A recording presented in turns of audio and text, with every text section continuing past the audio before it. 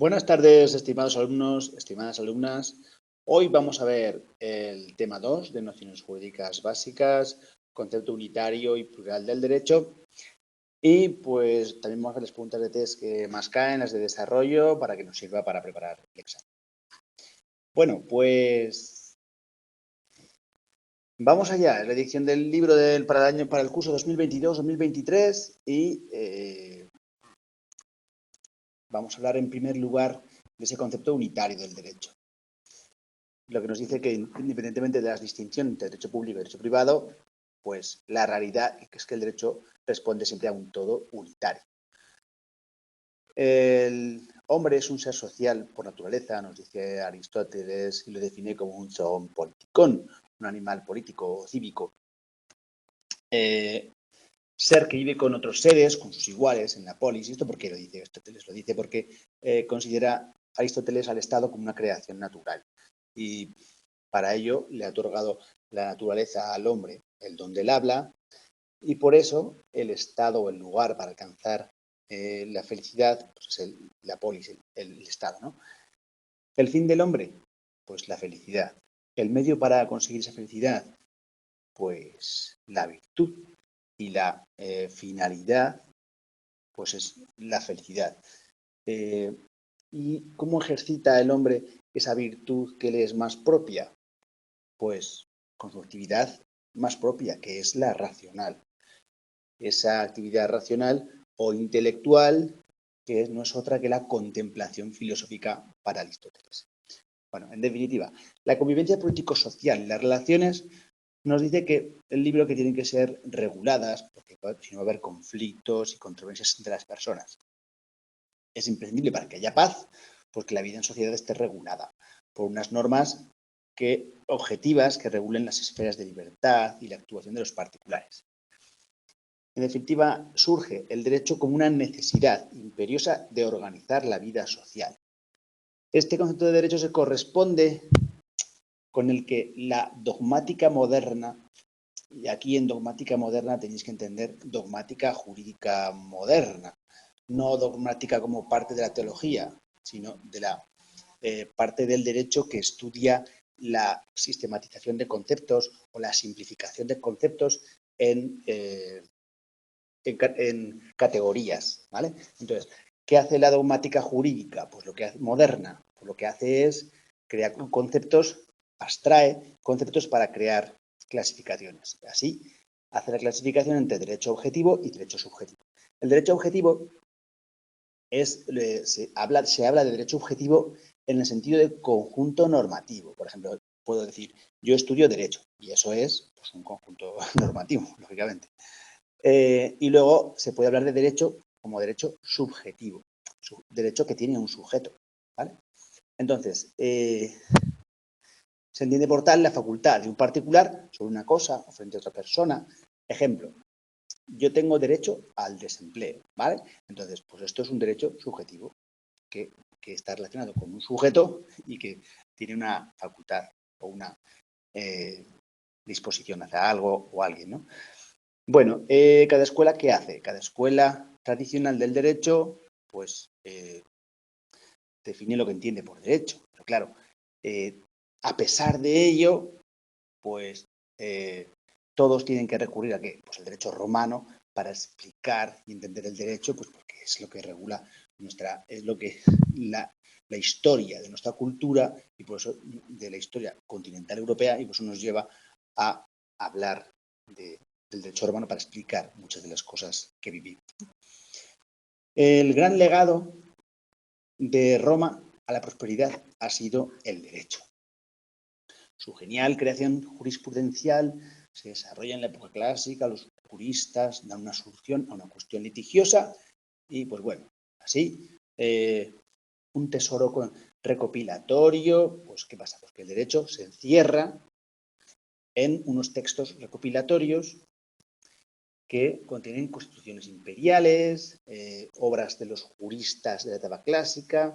Bueno, en Roma el derecho ha sido creado para dar respuesta a los distintos causas emanadas de la autoritas de los jurisconsultos. ¿Qué es la autoritas de los jurisconsultos? Pues bueno, quizá nos tienen que haber explicado que los jurisconsultos que se dividía en los jurisconsultos romanos en tres potestades: imperium, autoritas y potestas. Pero bueno, simplemente nos dicen el imperium es la posibilidad de, pues, de establecer leyes sobre ese territorio.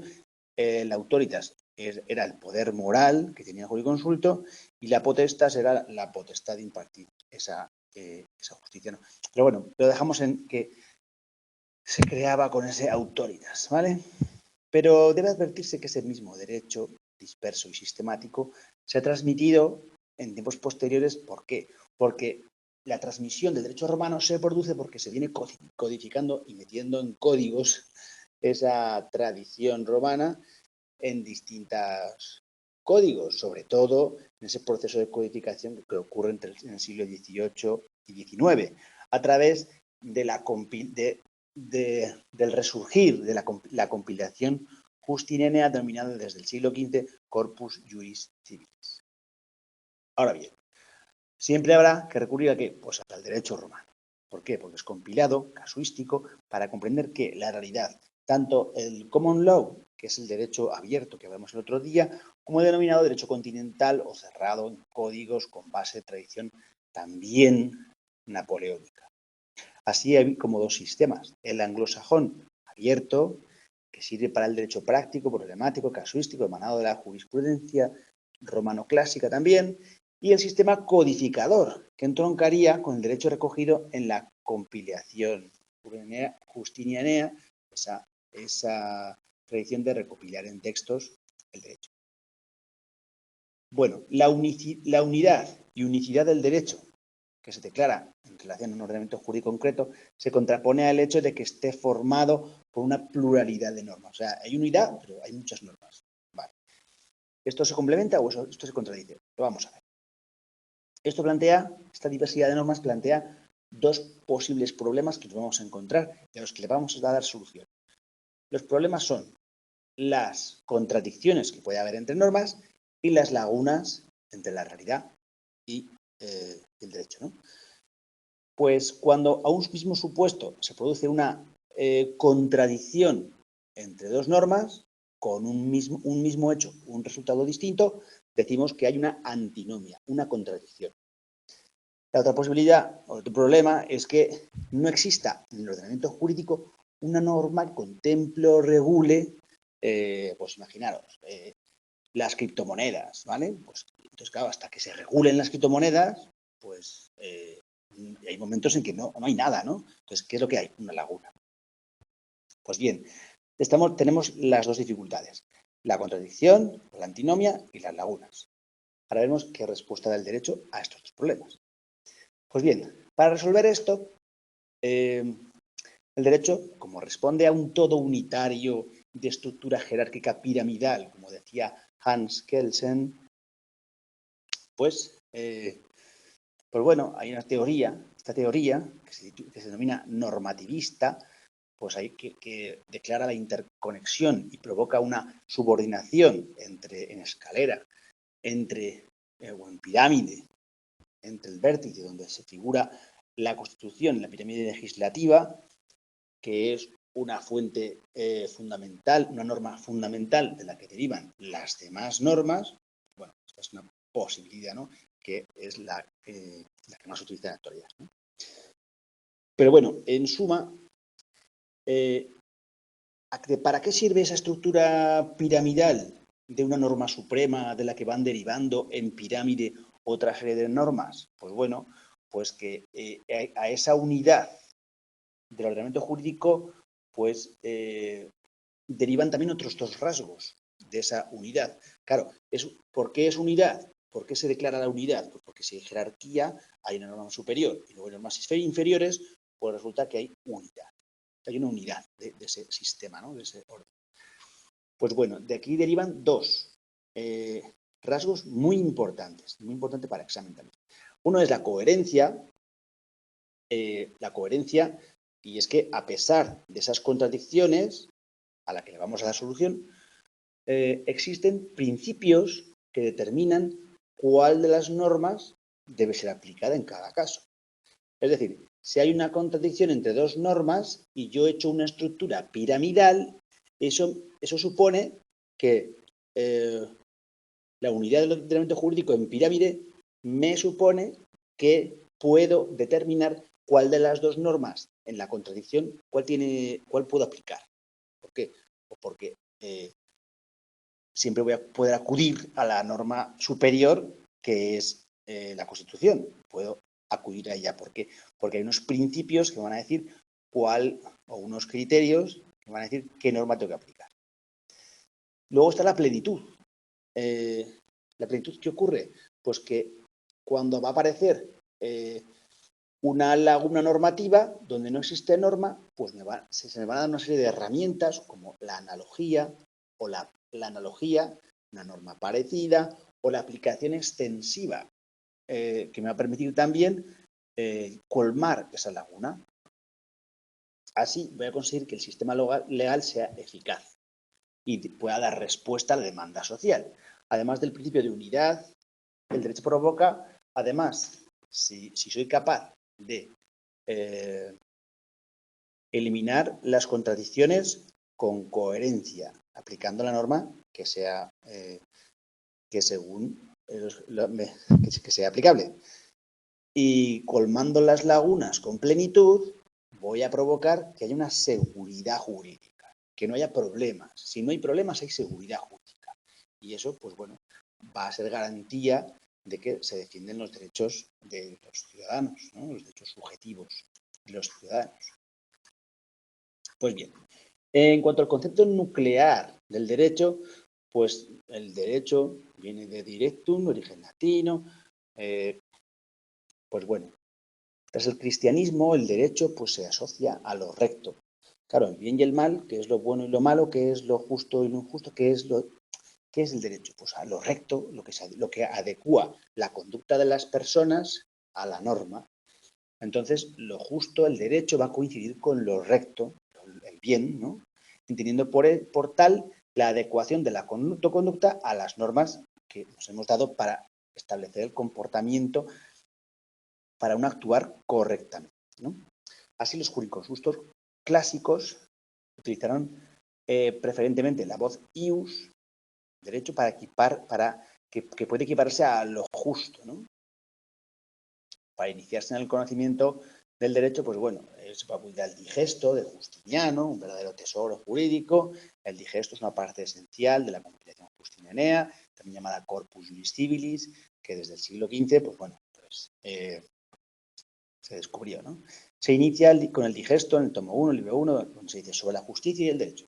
Bueno, ¿qué es el digesto? Pues el digesto es uno de los tomos, una de las partes, una obra de recopilación elaborada en el siglo VI por mandato del emperador Justiniano.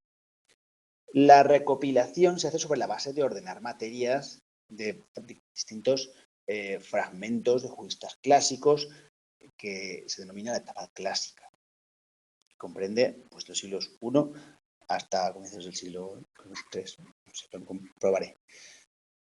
Ulpiano lo que dice es que conviene que quien se dedique al derecho pues conozca primeramente de dónde deriva el término ius. Es llamado así porque deriva de justicia. Así pues, Celso define pues, que el derecho es el arte de lo bueno y lo justo. El jurisconsulto está diciendo que primero es la justicia y después sería el ius. Lo lógico sería que el ius fuera, lo es por ser justo y la justicia es tal por acomodarse al justo. Pero bueno, el pensamiento griego nos habla de una justicia. El pensamiento griego considera que la justicia es una virtud. Y puede entenderse por tal una disposición, bueno, que es una virtud para el mundo griego, para los filósofos griegos. Pues la virtud de la justicia es una aptitud del alma hacia la excelencia, básicamente. En general, pues de hacer el bien, ¿no? La persona dirige sus acciones de acuerdo con lo perceptuado en las virtudes y tiende hacia el bien. Claro, es que el pensamiento, Platón pues para Platón la justicia es pues la armonía, cuando todas las partes del alma cumplen su función de manera virtuosa, entonces el hombre será justo, será sabio, fuerte y moderado. Sin embargo, para Aristóteles la justicia pues es el término medio. Recordáis que Aristóteles decía que en el término medio está la virtud.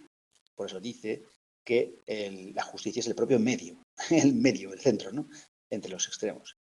Mientras que la injusticia son los extremos. Bueno, aquí empiezan a hablaros un poco del mito del carro alado, de Fedro. Y claro, os lo cuentan un poco raro, entonces un poco distinto, ¿no? Y os dicen que la justicia forma parte, junto con la prudencia, la fortaleza y la templanza, del conjunto de las virtudes cardinales. Claro, se convierten en cardinales cuando habla de ellas el cristianismo, cuando los cristianos traducen los textos griegos. Se trata de virtudes humanas que tienen por objeto ordenar las conductas de los hombres para alcanzar una vida moral. Son denominadas cardinales porque tienen de los 4 puntos cardinales. Cada una de las 4 virtudes cardinales forman parte del quehacer humano. La templanza es la virtud que procura el equilibrio de disfrute de los bienes materiales, la fortaleza proporciona al hombre la firmeza y la constancia, la justicia, la voluntad de dar a cada uno lo suyo, y la prudencia, la virtud que dispone la razón de discernir. Bueno, aquí os cuentan un poco la conclusión del mito del carro alado, así que ¿qué es lo que pensé yo hacer? Pues bueno, os voy a contar, os lo voy a explicar, el mito del carro alado de Platón, el diálogo Fedro, ¿vale? Porque aquí os hacen una conclusión, entonces, a ver, supongo que si no lo conocéis, pues podéis, os dejaré un enlace a un audio para que está todo explicado y aquí pues está resumido. ¿Entra esto? Pues no, esto no entra. Lo que entra es un poco la conclusión. Pero bueno, ¿en qué consiste?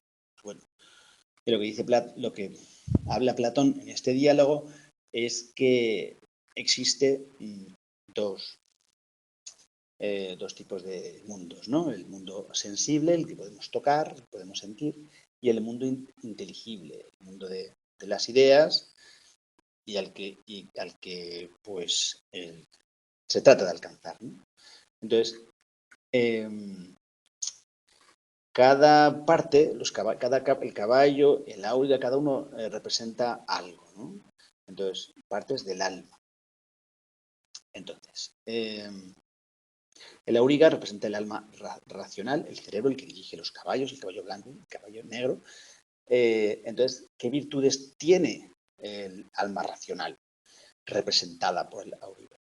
Pues la prudencia, para manejar el caballo blanco y el caballo negro, y la prudencia y la sabiduría.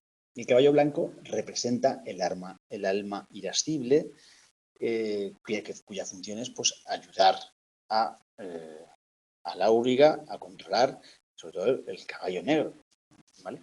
Representa la virtud, la fortaleza y la voluntad y el coraje. ¿Qué es el caballo negro? Pues el alma concupiscible, que la función de ¿qué función tiene? Pues dejarse dirigir y no caer en las tentaciones de la auriga, ¿no? Bueno, las virtudes en la templanza y la moderación. En definitiva, ¿por qué el carro alado es alado? ¿Por qué es alado? Pues nos lleva el alma del mundo sensible al mundo inteligible, ¿vale? Y evita que no caiga en el mundo sensible y siga ascendiendo al mundo de las ideas, el mundo inteligible. Pues bien, en esta alegoría, la prudencia es el auriga. Ahora que ya habéis visto un poco la representación del mito del carro alado, viene la explicación que viene en el libro. Creo que así se puede entender un poco mejor, aunque ya os digo, habría que profundizar más para entenderlo bien. La prudencia es el auriga, que en cada circunstancia indica que es lo justo, que es lo templado o que es lo conforme a la fortaleza. Caballo blanco, caballo negro. El desorden de las virtudes puede ser por exceso o por defecto. En otro caso, cualquiera de estas 3 virtudes, el hombre no actúa prudentemente, es decir, prescindiendo su conducta por prudencia.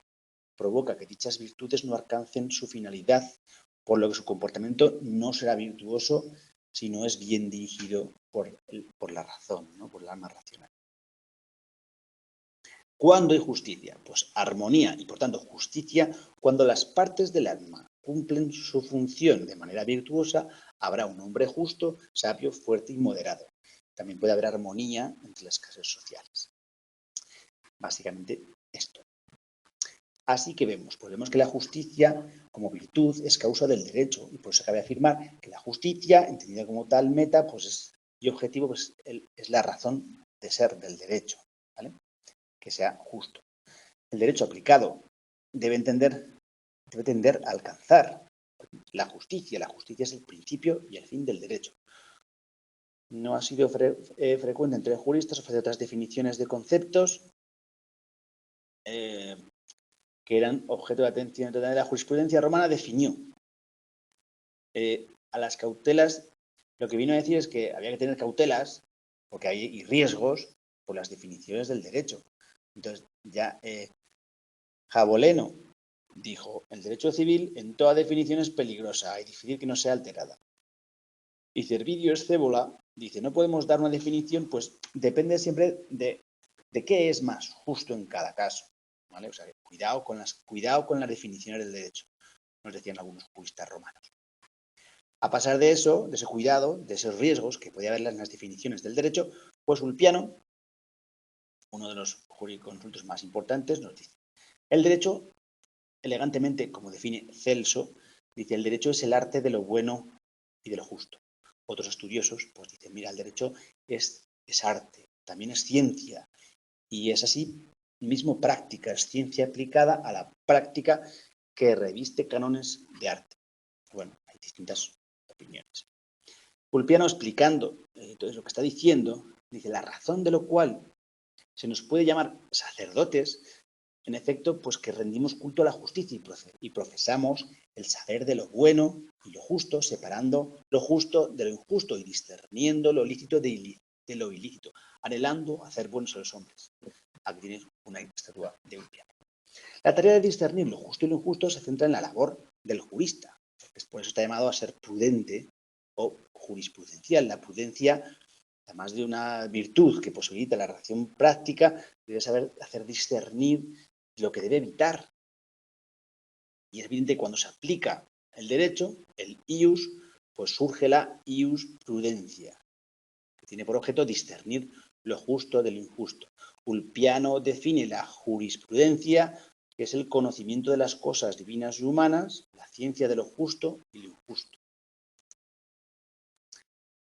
Habiendo definido los griegos la justicia como la virtud por la cual debe darse a cada uno lo suyo, pues Ulpiano transforma esta noción en algo más práctico, ¿no? Y dice, la justicia es la constante y perpetua voluntad de dar a cada uno lo suyo, es decir, su derecho, de dar a cada uno su derecho, ¿vale?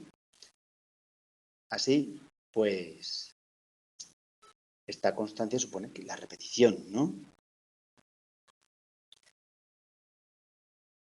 Entonces, pues bueno, las nociones pragmáticas son matizadas por diferentes corrientes y filosóficas que, bueno, pues se pueden profundizar más o menos, ¿no?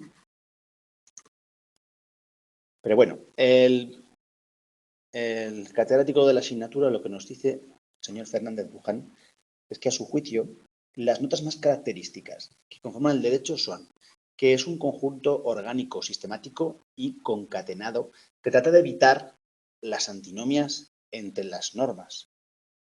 Estas normas tienen por objeto la regulación de la vida social del hombre. Dichas normas también pueden formularse conforme a algunos valores y principios que serán referentes para la correcta organización de la sociedad.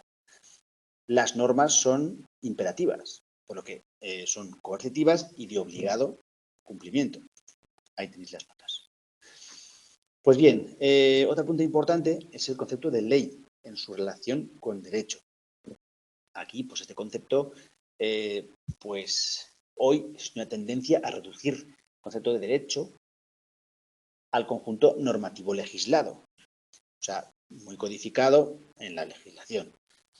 Por eso, la RAE, en su definición, la Real Academia, española da varias definiciones. En una dice que el derecho es una norma constante e invariable de las cosas, nacida de la causa primera y de las cualidades. Da un concepto amplio de norma en esta acepción. Las condiciones, una norma constante, nacida de una primera causa, de las cualidades, condiciones. Constante significa que se aplica a toda circunstancia, mientras que hace referencia a su carácter atemporal. Bueno, también la tercera acepción ya va a la parte más práctica, ¿no? Y dice, es un precepto, el derecho, pues como definición, es un precepto dictado por la autoridad, bueno, es norma, ¿no? El concepto. Precepto dictado por la autoridad competente en el que se manda o prohíbe algo en consonancia con la justicia y para el bien de los gobernados. Precepto implica el carácter legal dictado por la autoridad en el marco del poder legislativo. El autor considera del libro que hablar de autoridad cuando debería decir potestad. Bueno, dice que eso es una corrupción. El contenido de la ley viene alternativamente señalado como mandato o prohibición para resaltar esa nota de definición de ley como algo imperativo, algo coercitivo, algo que te obliga. Y por último, se trata de destacar la finalidad de la ley cuando se afirma que debe estar en consonancia con la justicia y dictarse para el bien de los gobernantes. Bueno, distintas cosas de ese contexto. La cuarta acepción se dice del régimen constitucional respecto de la disposición votada por las Cortes. Pues bueno, ya veis que se refiere a una acepción de norma votada en un parlamento, a un concepto descriptivo, y que, pues bueno, eso hace que la ley sea una fuente de conocimiento. Fuente de conocimiento. La ley es la ley positiva, la ley que se ha votado en una Cámara representativa, la ley es la expresión de la voluntad del pueblo elector en consideración que aparece más claramente con cuestiones legales directamente aprobadas por los ciudadanos a través de referéndum, que sería un poco pues esa forma más clara de que los ciudadanos aprueban algo, ¿no? Con la expresión de la democracia directa y no representativa. Claro, aquí hay que matizar, sabiendo que el referéndum son respuestas, la respuesta suele ser sí, no, o nunca, o algo escueto, ¿no? O sea, decir que el pueblo establece normas mediante el referéndum, pues no. El referéndum es una forma de consulta simple. Otra cosa es que dice, ¿está usted de acuerdo con la Constitución? Sí o no. Bueno, eso es, pues habría para más debate, ¿no? La cosa es que sí es cierto que la forma más clara de concreción legal es la del referéndum, a través de la cual los ciudadanos aprueban directamente y no mediante un mandato representativo por los políticos, sino directamente. Evidente positivismo. En español las expresiones se encuentran, esto que decimos un evidente positivismo, en español hay expresiones que se adentran en el ámbito moral del derecho, no tanto en el ámbito tan pues no tan legal, ¿no? Sino más bien en otro ámbito un poco más moral. ¿Qué expresiones son estas que han caído en exámenes? Pues, por ejemplo, a toda ley se refiere cuando se habla de con estricta sujeción a lo justo, ley de caballero cuando se asegura la verdad de lo afirmado, con toda la de la ley, el cumplimiento ético de lo debido, de buena ley cuando está con perfectas condiciones morales, de ley cuando se dice de algo que es recto u honrado. Por eso el saber y la sensibilidad popular han expresado bajo el vocablo de ley algo más que lo legislado por el poder constitutivo, algo que está más allá. El árbol del derecho, pues ¿qué pasa? Pues que el derecho conforma un conjunto unitario, pero dentro de él hay clasificaciones, distintas parcelas, lo que podemos considerar como ramas que fueron configurándose a través de un proceso de diferenciación en las distintas disciplinas jurídicas. ¿Para qué? Pues para individualizar las construcciones doctrinales y así pues nos viene a la imagen pues un árbol, ¿no? Nos viene a la imagen pues un árbol. ¿Por qué? Pues porque de cada rama del derecho surgen otra serie de ramas más específicas en el propio ejercicio de la actividad de la abogacía individualizada. Pues dentro de la rama del derecho administrativo, pues tenemos pues, el derecho urbanístico, tenemos el derecho, no sé, hay muchas ramas del derecho dentro de cada rama, ¿no? Bueno,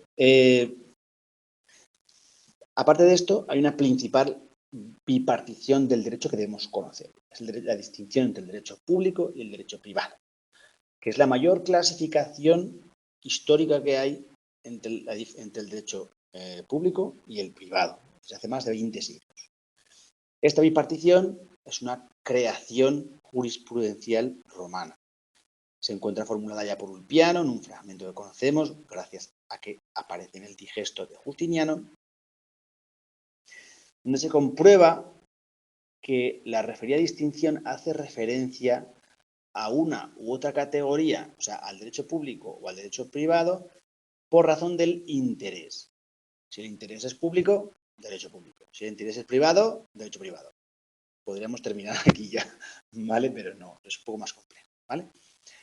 Ulpiano nos dice eso, pues que el derecho público es aquello que respecta al Estado, a la cosa pública, a la res pública, y el privado es lo que respecta a la utilidad de los particulares. Pues ya veis, el interés público o interés privado es el que diferencia uno de otra distinta partición del derecho. Luego dice pues eso, que el derecho público consiste en el ordenamiento religioso de sacerdotes o de magistrados, esa multiplicidad. El derecho privado es el tripartito que está compuesto por precios naturales, de gentes, civiles. Bueno, eso ya va profundizando un poco más en cómo era esta distinción en esa época. ¿Qué diferencia es por razón del interés? La diferencia es eso, el interés por la cosa pública o el beneficio particular. Derecho público, derecho privado. La teoría del interés. También se diferencia la relación jurídica entre lo público y lo privado, porque son lo privado estaría en un plano de igualdad, mientras que el público no está en un plano de igualdad. Se aplicaría de una posición de superioridad el derecho público.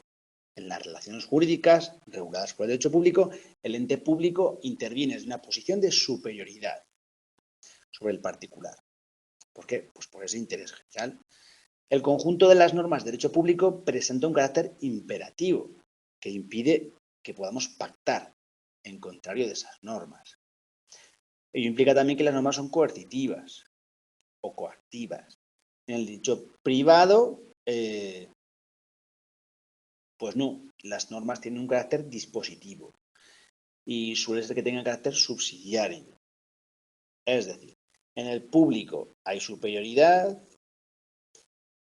hay algo imperativo, hay norma imperativa, no se puede pactar en contra del derecho público, y en el privado, pues lo contrario, hay inferioridad, o sea, hay igualdad entre las posiciones particulares, no son de carácter imperativo las privadas, porque podemos negociar entre los privados, y no hay normas de carácter, las normas no son de carácter imperativo, sino que son de carácter dispositivo, ¿vale?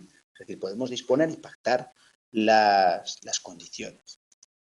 Bueno, bajo esta tabla no os entra, pero para que entendáis esa diferencia, no solamente en el interés, sino un poco más desarrollado, ¿no? Pues bueno, el derecho público pues, contiene una serie de normas en el interés del Estado, irrenunciable, imperativo. Sin embargo, el derecho privado contiene normas de conductas de los hombres, va dirigido a las personas, está centrado en el interés del individuo, no del Estado. El derecho privado es facultativo, es decir, podemos negociar. Y el derecho privado pues, se impone la voluntad personal, ¿vale? Bueno, hay otros criterios de clasificación, ¿vale? Distintos, como es el hablar de un derecho general y un derecho especial.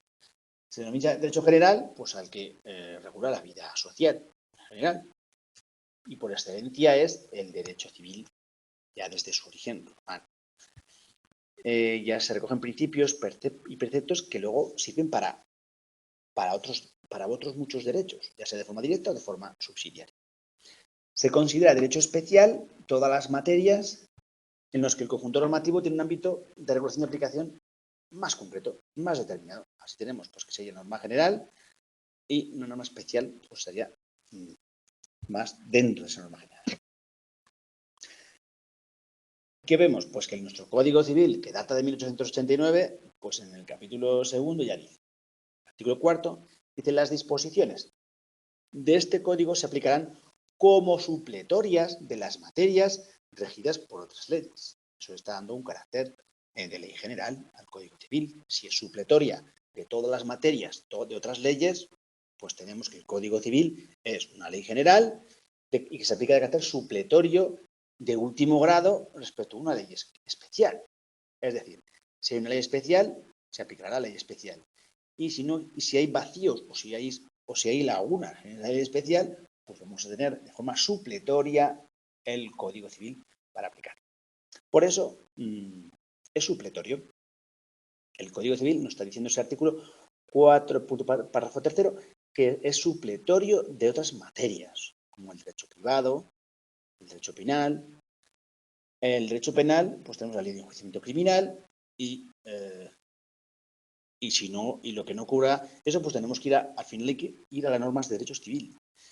Y en derecho administrativo y en derecho de propiedad, responsabilidad, pues al final tenemos que ir, si vamos al final a derecho administrativo, pues una responsabilidad civil, ¿cómo tasamos esa responsabilidad civil? Pues al final tenemos que ir a la ley de enjuiciamiento civil a ejecutar una cantidad que hay que pagarle a un señor. ¿Cómo hacemos? Pues haciendo un embargo. ¿Dónde venimos los embargos?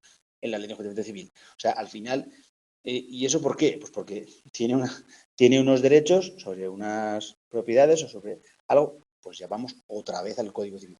Por eso dice que es supletoria de todas las materias, porque cuando no hay nada en las leyes especiales, vamos al Código Civil. ¿Dónde está la más amplia supletoriedad?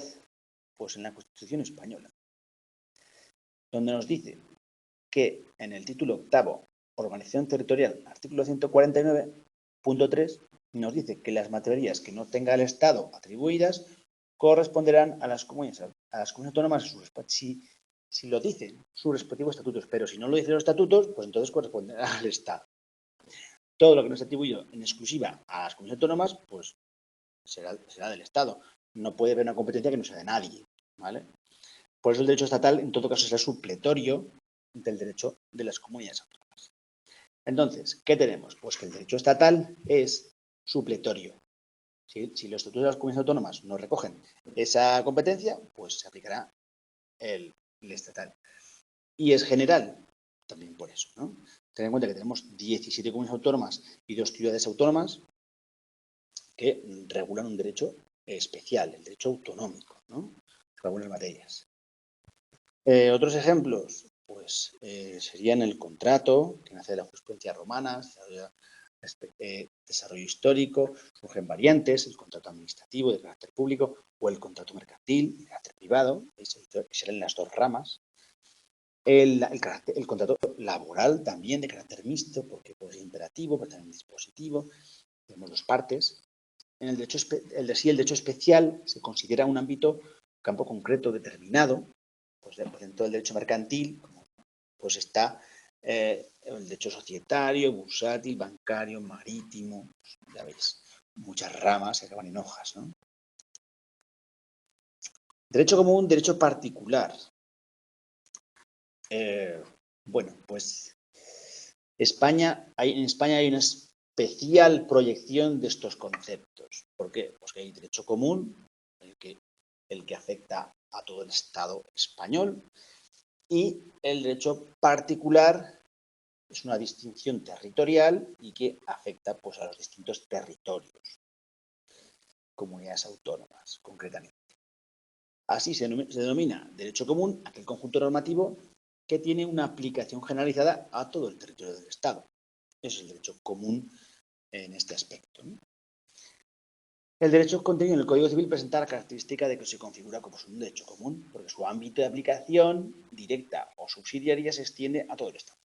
Por el contrario, hay un derecho particular, aquel que restringe el ámbito de aplicación a una concreta y determinada parte del territorio, que se concreta en nuestro Estado en una comunidad autónoma. Y pues que como particular pues se puede distinguir derechos históricos, derechos forales, el desarrollo del derecho administrativo a través de los derechos forales, perdón, el derecho civil a través del derecho foral y el derecho autonómico y una nueva concreción del derecho territorial, que es el derecho autonómico, porque deriva de los estatutos de autonomía de las distintas regiones de las comunidades autónomas. Título 7,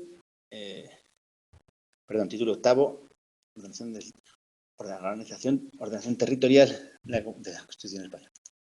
Bueno, ¿qué pasa? Pues que hay disposiciones adicionales, como la primera, que nos dice en la Constitución que la Constitución ampara y respeta los derechos históricos y forales. La actualización general del régimen foral se llevará a cabo a través del marco de la Constitución española y los estatutos de autonomía. El Tribunal Constitucional identifica derechos históricos con foralidad y uno de los orígenes de los derechos históricos es el reconocimiento legislativo de los actuales derechos forales a través de los decretos de nueva planta. Bueno, pues ahí tienes algo más. ¿Qué pasa? Pues que se produce un proceso de reconocimiento de las compilaciones de Valencia, Cataluña, Baleares, Galicia, Aragón y Navarra, que es el prototipo del derecho particular frente al común del Estado, aunque el Código Civil se mantiene como derecho supletorio en todo caso. La Constitución tiene esa sensibilidad histórica, respeta la pluralidad. En el artículo 149.8, donde deja esa legislación. La legislación, el 149 habla de las competencias exclusivas del Estado. Y dice que, pues bueno, la legislación civil corresponde al Estado, sin perjuicio de que se conserven la modificación de las comunidades autónomas por esos derechos civiles, forales, especiales, ahí donde existan. Y bueno, ese respeto a las normas de derecho foral especial o especial. Los derechos forales deben ser considerados como una manifestación de ese ius singular y no como un privilegio. La razón que justifica su existencia no está que el contenido especial y no su explicación histórica en razón a la vigencia territorial. ¿Qué pasa? Pues que la ley foral de Navarra, pues si hablan de un derecho supletorio, dicen que el Código Civil y las leyes generales de España serán derecho supletorio. Por el contrario, el derecho autonómico es absolutamente distinto del derecho local. ¿Por qué? Porque el derecho autonómico surge del Estatuto de Autonomía. El derecho foral surge de los derechos históricos, que son derechos forales, que es derecho civil. ¿Vale? ¿Por qué? Porque regía a las personas y no el ámbito autonómico que es la Constitución española, ¿no? El derecho autonómico pues, es el legislado por las asambleas y las cortes desarrollando la Constitución. Entonces, así tenemos el artículo 148, que regula una serie de materias que pueden asumir las comunidades autónomas, y la Constitución española se reserva el marco de competencias exclusivas. Y dentro de ese marco, pues se pueden desarrollar. ¿Y cómo explicamos visualmente esto? Pues bueno, así. Vale, fijaros. El marco, este blanco que veis aquí, son las competencias exclusivas del Estado. Son una serie de materias que por ser pues Fuerzas Armadas, nacionalidad, inmigración, son una serie de materias que son exclusivas, competencias exclusivas del Estado, ¿vale? Y que solo las puede pues desarrollar y, pues, el Estado. ¿Por qué? Porque corresponden a todo el Estado. Entonces, las comunidades autónomas, desde el inicio, pueden asumir las competencias, una serie de competencias, el artículo 148, de la 1 a la 22, pues su propio autogobierno, asistencia social, sanitaria, promoción del deporte. Tras 5 años y una reforma del estatuto, las comunidades autónomas que no accedieron directamente de una forma que no accedieron por la vía rápida, sino por la vía lenta, pues, y en definitiva, muchas de ellas, la totalidad prácticamente, pues van a desarrollar sus competencias dentro del marco del artículo 149. ¿Veis? ¿Veis el marco? Esto es el marco. Pues, ¿qué hacen las comunidades autónomas? Desarrollan su legislación en este marco. Es decir, no pueden pisar el marco de las competencias exclusivas del Estado, ¿vale? No lo pueden pisar. ¿Qué ocurre? Pues que el artículo 150 nos dice las Cortes o el Gobierno puede permitir que con una serie de condiciones algunas comunidades autónomas puedan, con el control de las Cortes, pues puedan desarrollar dentro de su propia comunidad autónoma alguna de las competencias que tiene asumida el Estado. Bueno, vale, es un poco la excepción, ¿no? Pero esto es lo general. Bueno, espero que más o menos tengáis una idea de por dónde van la distribución de competencias entre España y las comunidades autónomas. Dicho esto, el derecho autonómico responde a contenidos de derecho administrativo y el derecho foral a materias e instituciones de derecho civil, ¿vale? Porque era el derecho histórico entre las personas, entre los civiles, no entre las personas. Bueno,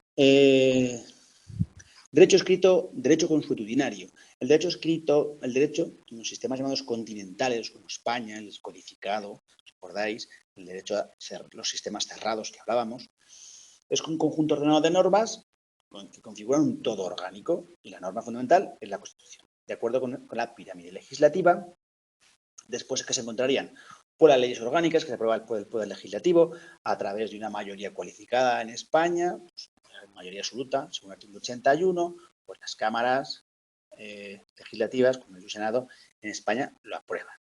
Después estarían las leyes ordinarias, que exigen una mayoría simple, y los decretos aprobados por los decretos aprobados, las órdenes ministeriales, con un conjunto normativo que es manifestación del derecho escrito.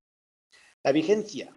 ¿Dónde está la vigencia? Pues bueno, la vigencia conforme a cada ley, pues, y de forma subsidiaria, la vigencia de las normas están vigentes según lo que diga la propia ley. Y en caso de que no diga nada la ley, ¿dónde vamos? Pues a lo subsidiario, a lo general, al Código Civil. ¿Qué nos dice el Código Civil? Pues que las leyes entrarán en vigor a los 20 días de su completa publicación en el BOE, si en ellas no se dispone otra cosa. ¿Vale? Entonces, lo subsidiario, lo general es lo que dice el Código Civil, que las normas entrarán en vigor a los 20 días de su completa publicación, salvo que la propia ley diga otra cosa. ¿Vale? Esto os cayó el año pasado en febrero de 2022, ¿vale? Así que, pues todas estas cosas que pone FED 22, pues fijaros, son preguntas de test o preguntas de desarrollo cuando aparece en textos, en epígrafes concretos, ¿vale? Bueno, frente a la manifestación del derecho escrito, el ordenamiento jurídico tiene también un derecho no escrito. Es el derecho consuetudinario. Este derecho se encuentra tanto en los sistemas de derecho continental, en los cerrados, como en los sistemas abiertos.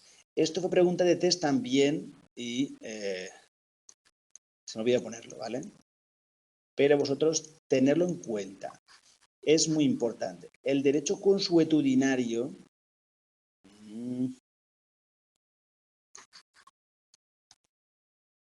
el derecho no escrito, el consuetudinario, el que deriva de la reiteración de las sentencias, el derecho no escrito, el que deriva, no, perdón, eso es la jurisprudencia, el derecho consuetudinario, pues, que es el de la costumbre, perdón, el de la costumbre, este derecho de las costumbres, pues se llama consuetudinario, costumbre, pues se encuentra tanto en los sistemas jurídicos de derecho continental, los que son los cerrados, como el español, como en el sistema del common law, abiertos, como el inglés, ¿vale?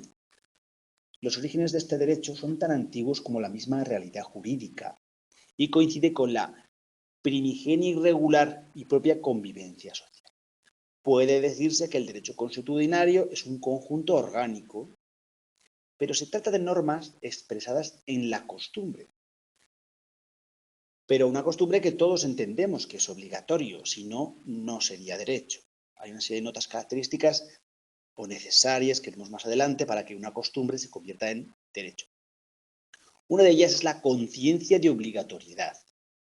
es aquello que transforma una mera costumbre en una costumbre social, una auténtica norma jurídica. Es que entendamos todos que es algo obligatorio. El derecho consuetudinario surge de forma espontánea y su protagonista creador es el conjunto social. A diferencia del derecho legislado, cuya fuente de producción es el poder normativo, el Estado, ya sean pues, los poderes del Estado, el legislativo o el ejecutivo, ¿vale? Los que corresponde al legislativo que deban emanar las normas, pero a veces del ejecutivo emanan algunas normas, como los decretos ley y los decretos legislativos, pero donde realmente emanan son del legislativo. Pues bien, la costumbre como fuente del derecho lo veremos en el tema siguiente. Profundizaremos más en esta materia. Bueno, os voy a dejar unos enlaces a unos test junto a este vídeo para que podáis hacer test sobre este tema. Me falta actualizarlos al 2022, pero en cuanto se actualice os los dejaré en los enlaces de este vídeo, ¿vale? Así que, pues nada, mucho ánimo y seguiremos en la próxima clase con el tema 3. Muchas gracias y nos vemos en la próxima clase, en el próximo vídeo. Chao, chao. Adiós.